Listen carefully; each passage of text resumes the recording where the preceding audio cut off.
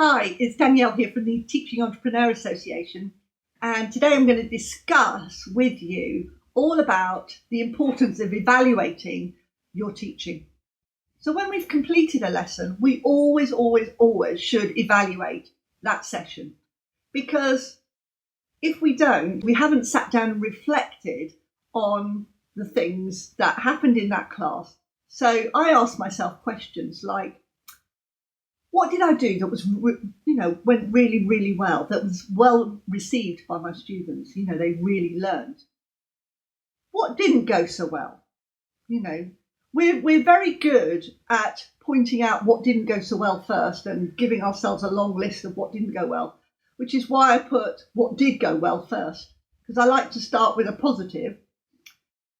Then what didn't go so well, what would I perhaps change? What things could I adapt or amend to make better? Or what maybe a topic just didn't work and I'm going to take it out completely and start again. I'm going to think outside the box. How am I going to get my students to learn this? I also think about, when I'm evaluating, I think about what happened that was unexpected. So was there a power failure? I had one class where at 11 o'clock we stopped for a break. It was about 11:15, we stopped for a break. And all the students started putting their coats on and they left the classroom. So I was thinking, what's going on? And that was all of them. And so I said to one of the ladies, why is everybody going? I said something.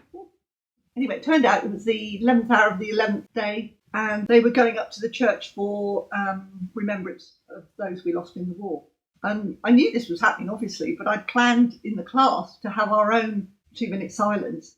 But they all decided to go to the church, so I went with them. Easy enough done. But what I'm saying is, if there's anything unexpected that happens within your class, it's a really good time to write it down so that you can make contingencies for it when, should it happen again.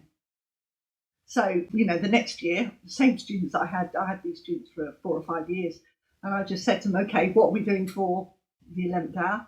And we all went to church. So I rearranged the class. It was much easier. So think about what happened that was unexpected, and then you can write contingencies for it. Here at T, we're always creating new how-to guides, new top tips, tutorials, checklists, worksheets, templates, and so much more.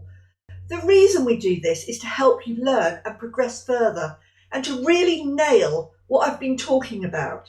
Don't forget, click on the link below to receive yours and to take this topic to the next level.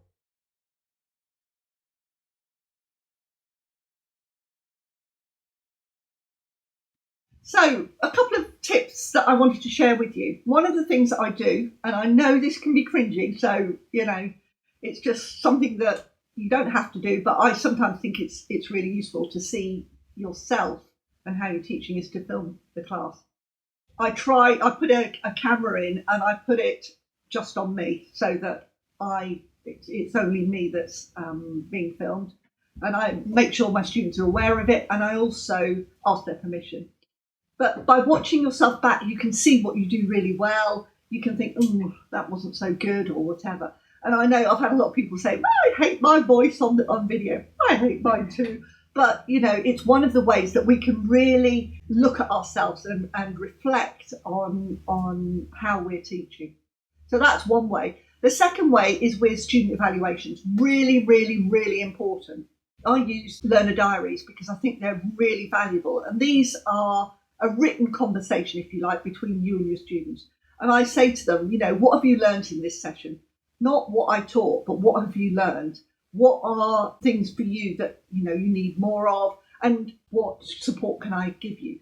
Or having all of this gives me a really good way of seeing what the students feel about each and every session and how they're doing. And obviously we do evaluation forms at the end of every course, because that gives us overall course feedback. And it means that I can then use that as part of my evaluation. The third part of evaluation would be from your observer. If you're observed teaching, which I suggest that everybody is, having somebody come in and watch you teach, especially if they're a good observer, can really point out your strengths and your areas for development. Working alongside a really good observer means that they will point out your strengths and your areas for development and what you can do to work towards improving them.